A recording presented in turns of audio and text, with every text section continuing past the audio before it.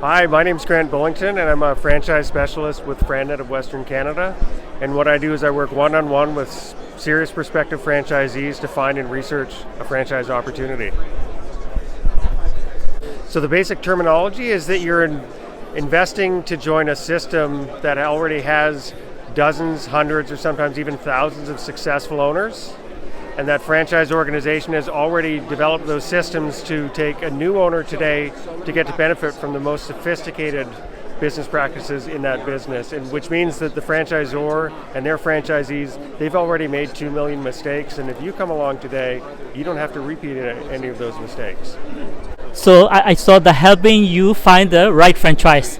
And what is your organization is doing, and what is the franchise broker job? Yes, so I really do two things at once. Is I help our franchise partner systems find superstar franchisees. So they tell me all what they're looking for from their franchisees, what their background is, their skill set, what their life is like if they own that business, the financial requirements. And then on the other side is that I work one-on-one with people who are like, I'd like to own a franchise, I just don't know which one yet. So we spend some time up front to really come up with a strategy so that we know exactly what we're looking for and we don't waste our time looking at the wrong business, right? It might be something we can't afford or something that we wouldn't enjoy. So we, again, invest that time up front to come up with a strategy, and then based on that is that if I have options to investigate, then I'll make the introductions to the franchisors and then coach my client through the whole research process, which is helpful if they've never done it before. In Canada, which province is the most favorable situations for the franchise? You know, we generally see that they're all equally favorable, right? That you have average Canadians looking to get great service in whatever category that we've got. And so I don't think that there's any one province that is, more favorable or less favorable than any other one. Okay. I saw that most of them are less than 500,000 capital investment. So, yeah, how much do you think at least should be? So when it comes to the investment, we have to be clear that there's almost 1,500 different franchise companies in Canada, and they all have very wide ranges in terms of a total investment. We have some concepts that are under $50,000, and then you have, NHL teams or hotels or very expensive concepts that are well into the millions, right? But again, there's a huge number of options that are available at, $100K and $200K and $300K. So we just have to figure out, what somebody's budget, what are they looking to invest in that business and find an ideal business, because I don't think that it makes any sense to try to expect to find a business that if it's twice as much money, it is not going to be twice as good, right? In fact, it may be less good. So my point, I guess, would be that regardless of what somebody's budget is, there's definitely a lot of options to explore and that could be good fits. What kind of franchise is the most in Vancouver as your for your customer? So with us, because we represent 125 different franchise concepts and each one of our clients are different, is that we rarely have a trend where everybody's buying one category, because everybody's different, like what they're looking for their business or their skill set. And there's such a wide range of concepts that can be sought after. It's franchise, it's only for the Canadian citizens and Canadian permanent residents. What about for foreigners? So generally, a franchisor wants to have PR status at a minimum, or citizenship, and their whole worry is that they want to know that there's some continuity with their owner. If they're going to sign a 5-year or a 10-year franchise agreement, that they're not getting kicked out of the country in 5 or 10 years. Oh, I see. Yeah. Thank you very much for your time. Excellent, thank you. Really wants you to succeed, has put a system in place where many others have succeeded. And frankly, they've figured out what doesn't work. Many of my franchisor clients will tell you the best thing they've done in the years is figure out, don't do it this way, don't do it that way, and do it this way. If you're on your own, you don't get that benefit. You get to make all the mistakes. And the reality of the statistics is just simple. The last stat I saw, if you start a new business, you have about a 33% chance of still being in business within 3 years. If you start a franchise, you have more like a 75% chance of still being in business. huge different factual numbers. All right, thank you. And then on to the financing question. So Graham, what are the financial requirements that you need to have to get into a franchise, and how much money do you really need? So how much money do you really need is a great question. It really depends on the franchise system that you're looking at. The biggest thing that I talk to everyone about is savings. You need to have lots of savings going into any kind of business, small business to large business.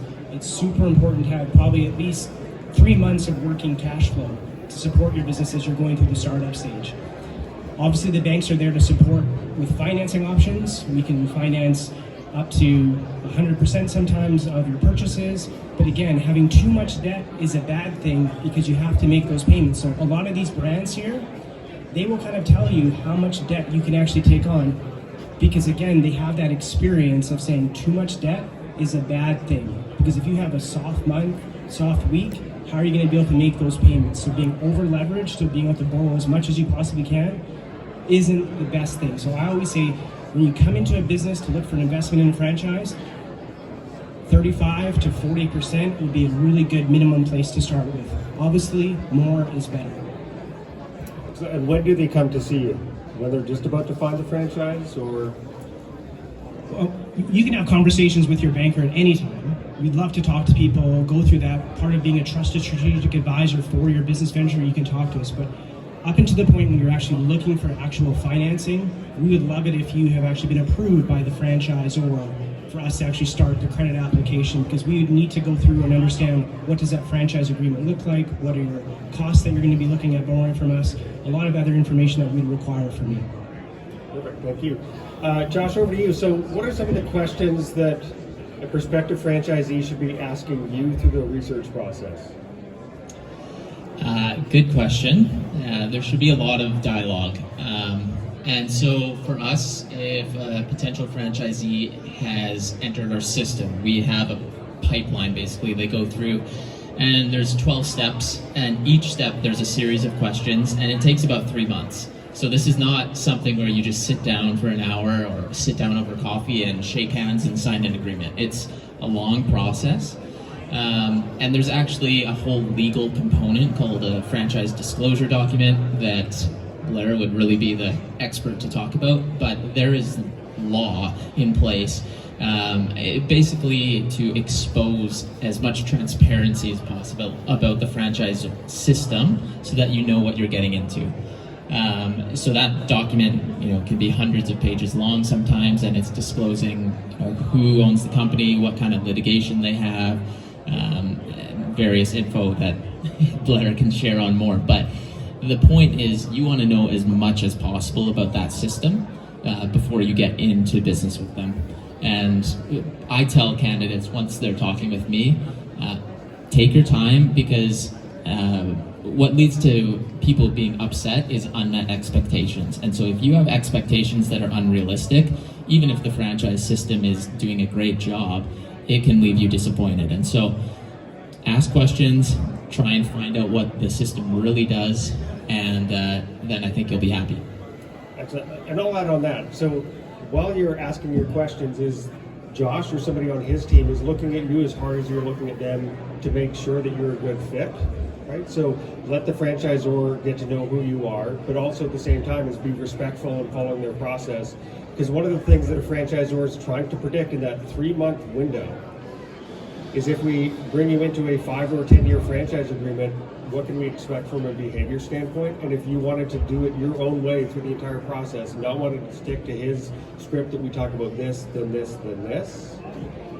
Again, if you're trying to blaze trail through that whole process and be a bully and say, well, I want to talk about this first and then that first, and I want to go first, is that, Josh may be wondering, do I want to bring this person onto my franchise team? Because is that what they'll be like to manage as a franchisee, right? And I've been in the franchising sales before, and I've seen a million different ways that people can ultimately get their file closed, right? And it's frustrating, especially if you're like, I really want this business, and then you shoot yourself in the foot. But Josh, maybe you can give us an example, a real-world example of why you had to close somebody's file. Sure. It's exactly what you said. If we have our process and someone is saying, well, no, I really, really, really want to focus more on this, and they're trying to skip steps, they're trying to change things, it's a red flag that they don't like to follow the system. And ultimately, franchise or is a system that you follow. You know, they're not a guaranteed success. It's a system that you can use to open your business and make money. And if you have a hard time following systems, there's an issue. So for us also, I'd say personality conflicts are important to us. If we see someone's being difficult, frankly, we'll close the file on them. Or if we just think they're not the right fit. Some businesses attract a certain type of person. For us, we're a little bit more on the creative side, problem solving. If we, for instance, we had someone who was an auditor. Their whole career they were an auditor for a bank, extremely systematic, and they said, you know, analytically I understand why your concept makes sense and I want to do it because there's a gap in the market, but it did not click, it didn't compute. And I think that those soft skills or those types of things are really, really important as well. And finding a franchise system that suits your personality, suits your giftings and what you're good at, and vice versa. Excellent. Yeah, I mean, make sure that there's a good cultural fit, right? Don't just get head down, you know, doing your financials to take to Graham, right? Make sure that it's a good fit. And, you know, case in point, if Josh drove you nuts in the research, but Josh is still part of your business going forward, it's probably a big warning sign that it's just not right, the right business for you, right? But Josh mentioned franchise disclosure document, franchise agreement. Obviously, Blair, this is coming over to you. Do you want to give us a quick once-over on the FDD and the FA? And then I'll have a follow-up question for you. I love the quick one over. The FDD, as Josh said, is hundreds of pages long, and the franchise agreement is, you know, typically 50 to 75 pages. So here's the quick one over. The disclosure document is a big, thick document written by lawyers like me that give you a whole lot of information about the franchisor. Do you want to know the number one trick if you want to make this worth your time? Read it. I'm amazed how many people refuse to spend the time, energy, and effort to read it. It's hard work. It's a grind. Don't read it before bedtime. You'll fall asleep. But this is really fundamental information to make sure that you understand what you're getting into. Because franchisors, frankly, don't want you if you're not willing to take the time, energy, and effort to understand what it means. So it's a whole lot of information that government tells us as franchisors they must provide to potential franchisees. The franchise agreement is the contract between you and the franchisor. This relationship is still fundamentally a contractual relationship. It's an agreement that says, hey, guess what? These are all the various things that you as a franchisee are going to have to do, and this is what we're going to do for you. It's another long document. You need to get some legal advice from somebody who knows what they're doing about it so that you understand it. What's the big trick there? My takeaway, if you think you're going to take a franchisor's document and make 100 changes to it, good luck. I always tell the story with one of my clients where I got a letter saying, we want this change, that change, this change. I wrote a one-word letter back, no. You know, this is really largely going to be, you're going to read it and you're going to say, can I accept it and live with it? And why is that important? It's important because remember, this is the contract that every franchisee in the system is going to sign. You don't want a weak contract. If the franchisor is out there waiting to say, well, no, okay, we won't enforce our system, we won't do this, that means you've got a weak system. You need a strong contract because every franchisor in the system is on it. That's a really short commentary. I'll add quickly the last question asking why we've turned some potential candidates away. It's exactly that. We've had people where they've flown out to Vancouver, spent a day with us, everything seems good, they're excited, and then they decide, well, I need to make 50 changes to your franchise agreement. And it's not even about the point or the changes that they're making at that point. If they're being difficult, I'm just thinking, well, you don't want to follow the system. what are you going to be like a year, 2 years, 5 years down the road? What else are you going to have issues with and want to change? And so we've turned people away right at those last stages, right before they sign, just because they come at us with a bunch of revisions. So. Yeah, and if I can add on that, we're dwelling on the FDD so much, but it's a really integral part of the research, right? And most franchisors will give it to you very early, sometimes too early, but it gives you a chance to go through it the first time, right? And a lot of it is just like, this isn't making sense because it was written by a lawyer and I haven't learned about it from the franchise itself. But they give it to you early because if there is something in that agreement that freaks you out and prevents you from signing it, let's learn that now versus after you've bought plane tickets or spent 2 months looking at it, right? Then you're going to go through the agreement one more time to really understand it. And then I would recommend that third time before you come back and see somebody like Blair, take these to a lawyer who specializes in franchise law. If you take it to somebody who's like, oh, I know law, they won't write that letter saying no, and they'll come back and want to negotiate it all. And you wind up with a big no from the franchisor and an $8,000 bill for it, right? And you can show up in Blair's office and be like, hey, I just downloaded this document, I haven't read it yet, and that would be a really expensive proposition. It's far better if you're like, I've read it and I want to understand it just before I sign it, right? And I think it's the best investment that you can make is to get them vetted out with a true franchise lawyer so that there's no surprises whatsoever that comes in with that. So let's go back to the financing bit. How can I make this happen, right? Let's talk a little bit about the Canadian Small Business Financing Loan Program. Sure. So the federal government has done something great, and they have made some rule changes in regards to the Canada Small Business Financing Program. In the past, it was $350,000, and it was only meant to finance leasehold improvements and equipment. And then you could also buy real estate up to $1 million. But what's fantastic, that's just happened, is just now is available at all the banks, is that limit has actually gone up to $500,000. And of that $500,000, $150,000 can be used for intangible assets, such as your franchise fee. And that has always been in the past something that people have kind of been like, oh, I want to finance this whole project. When they go to their banks, they can't finance that part. But now we can.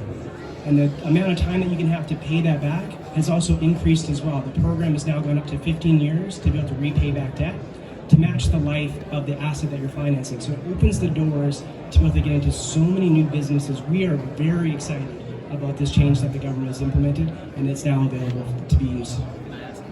Can I ask you a question? So we are a system that is non-brick and mortar, so you don't need to have a lease, and so this has always been an issue for us because the majority of the cost involved to get involved with new creations is the franchise fee. And then there's startup supplies and kits, but that's under $20,000. The rest is the franchise fee and a vehicle. What does this mean for people interested in mobile concepts like ours? Does someone have a pen? We can sign contracts right now. It's totally available now. So this is what I'm saying. This is, with this change that the government has implemented, this now opens the door to other businesses that were traditionally the bricks and mortar. You had to have a lease. It's now available to finance the franchise fee. All these costs that you're talking about, this program now allows you to get into this business. So it opens the doors to everything that's here today through the Canada Small Business Financing Loan. It's such a fantastic product to be able to use to help you become a franchisee. Awesome. Excellent. Before we move on, I think we need to give props to the Canadian Franchise Association. Without their lobbying efforts, that would not have happened. It really took place at the government level. So thank you to the CFA for making that possible. What are you looking at for the franchise? So we practiced that earlier, and he took away my joke. He said to point to him. That was the reference. With the grant aspect of things, I'll be honest, I don't know a lot about grants that are available. But what I would say is do some research through government agencies, local communities. There are possibilities of being able to get access to the grants. Traditionally, banks don't provide grants for businesses, but there is, I think it's called Grant Match. It's something that you can look into, and they will be able to help establish opportunities for this once you've established your business. So I'm going to come running around with the microphone, and if you have a question, you can ask it to the panel, and then I'm going to run the mic back up. So before I step down here, who wants to go first? Legal question. In buying a franchise, we're going to have I'm talking about a bricks and mortar establishment. It's going to be at least tied in. My experience with landlords is not great. I think a lot of people's experience with landlords isn't great either. So you're in a lease situation, 5 or 10 years, there are issues with the landlord, issues with the property, issue with the leases. Solutions. Where does the lawyer come in? What are the remedies to protect against this situation, which can leave you in a very awkward position because you've invested for 5 or 10 years, and all of a sudden a demo clause pops up or some other issue pops up, and you're sitting there very frustrated.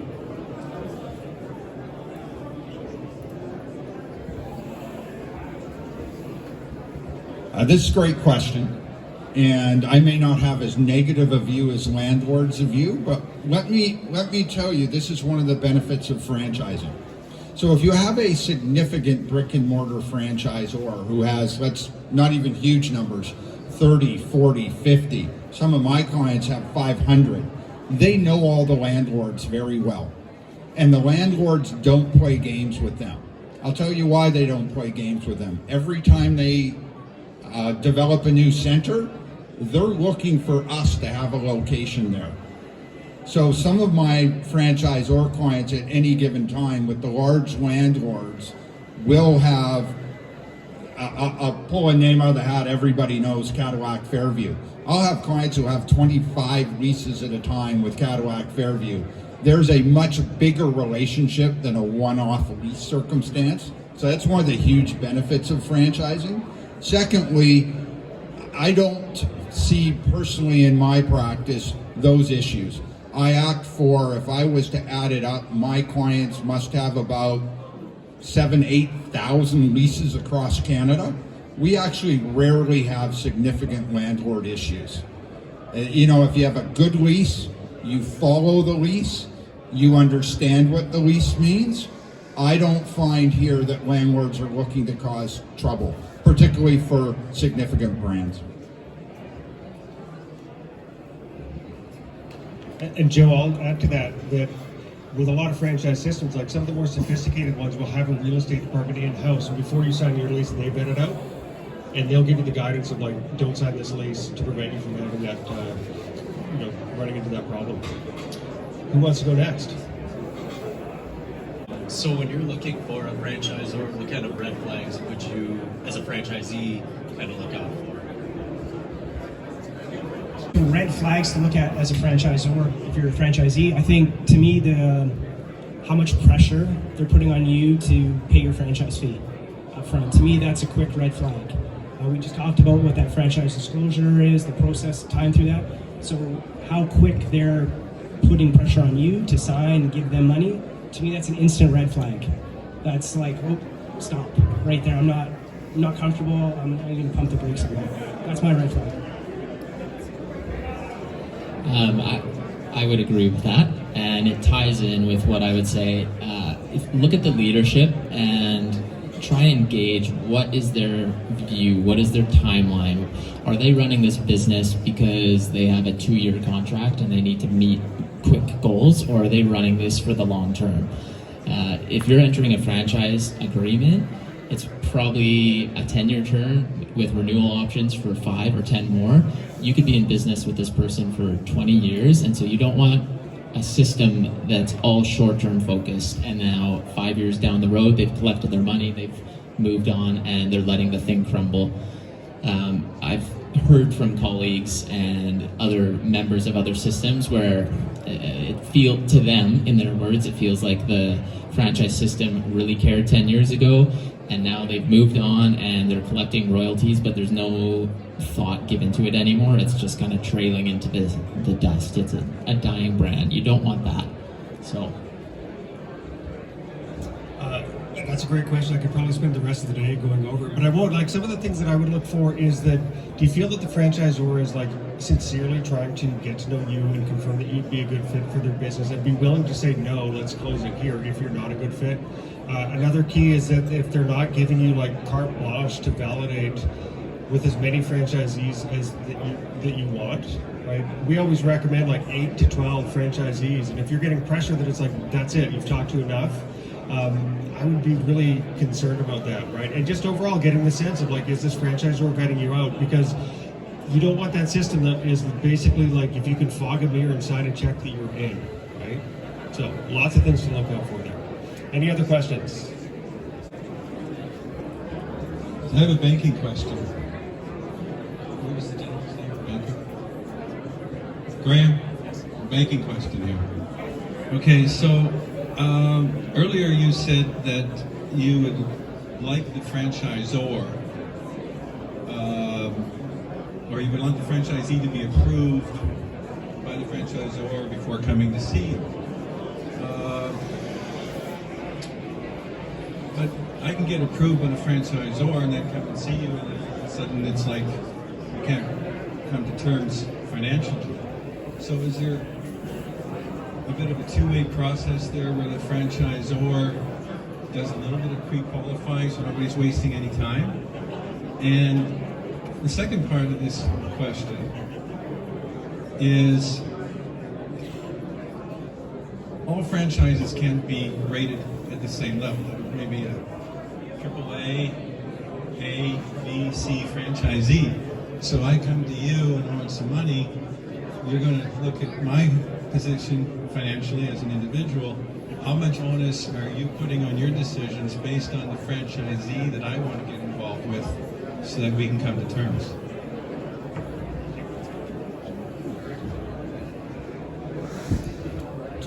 So it's a great two-part question. So the first question in regards for being approved by the franchisor before talking to the bank, a little bit of a two-way street, but the franchisor will go through their process to make sure that you can financially qualify for them as a franchisee. So that provides us with some comfort to say if you're approved by the franchisor, there's a really good chance, depending on your business case, your proposal that you're putting towards us, that we can do the financing. We will, part of our approval process, require a copy of an approved franchise agreement. And in the beginning part, we can just take a draft copy. And we would not advance any money to you until you're actually approved as a franchisee. So that's good. Then the second question was, I'm not drawing. Oh, yeah, the ratings on things. So for you personally, we do want to understand what your personal financial background looks like. So good question to ask yourself, look in the mirror, take a look at your personal credit history. If you've had a bankruptcy recently, if you don't have savings, that makes it a bit more challenging to look at that. Even if it's a fantastic brand that's got a great proven success record, the franchisor will have gone through that process to look at your personal background, and chances are you might not be approved through them. And if you're not approved through by them, we're probably not going to be taking that next step forward on those things. Franchisor. So the franchisor, so one of the great things with RBC is that we get to work with probably thousands and thousands of brands across Canada, that we have access to databases to understand what their financial performance looks like. So if you were to come to me with a brand that I'm not familiar with, we have the ability to take a look at our system and understand what that track record has been like with us at RBC, to be able to make some better decisions, say, yes, this is something, even though I may have not heard of it because it's based out in Toronto and we're in Vancouver, we still have the ability to say, okay, I can talk to my friend out in Toronto, get an understanding of how that brand's performing with the bank there, and make some decisions that way. Excellent. Well, while we're wrapping up and we'll let you go back to the franchise show, let's do this. Why don't we each give out one piece of advice for somebody as they're leaving the room to go find that ideal franchise for them. Blair, we'll start with you. Of course we are. The one piece of advice is treat this like any other investment you make in your life. Investigate, take time, don't feel pressured. This is a significant investment, it is. And I look at it this way. If you were going to invest money in the stock market and you got no help doing it, and you just decided to go through the financial page and go, bang, that sounds like a nice company name, your chances of success aren't very good. Take your time, don't feel pressured, and get help. Get help from somebody who's financially there, somebody who knows franchising, and somebody who can help you through the legal documents. So my advice would be find something that you love. It's your money, it's your livelihood. Most franchise systems don't allow you just to put money in and walk away. This is something that you have to be passionate about. you want to spend 40, 50, 60 hours a week working at to understand it. So do something that you love. I would say similar to Graham, find something that you love, but every business offers value. That's why you make money. You're providing value to a client, and so find something where you buy into the value. You think that that value will be around in 5 years. It's not just an exciting fad or something that seems excites you in the moment. Find something that you think long term, this will always provide value to people. There's always going to be money there, and then something that you like doing. Those two together, recipe for success. Perfect. And my advice would be to go out there and have an open mind. Ask people questions and let them explain what your business is. And you almost need to look at the same business twice. Understand, what's this business, how does it make money, and then more importantly is, and what about me if I own this business? What's my life like? How do I spend my time? That's where I really think we want to tie in that passion. That you can't wait to go to work on Monday morning all weekend long because you have found that like passion, right? And it may be very different from what the business is. And understand that you're going to have to look at a number of different options. Don't try to just race through it, right? And this is just a tiny section of what's out there, right? There's over 1,400 different brands, right? So take your time. Like Blair said, this is a major investment. Let's not rush through it. Let's not be emotional there. Do your homework, ask lots of questions, and make sure it's a great fit. So thank you. Appreciate that. Enjoy the rest of your show.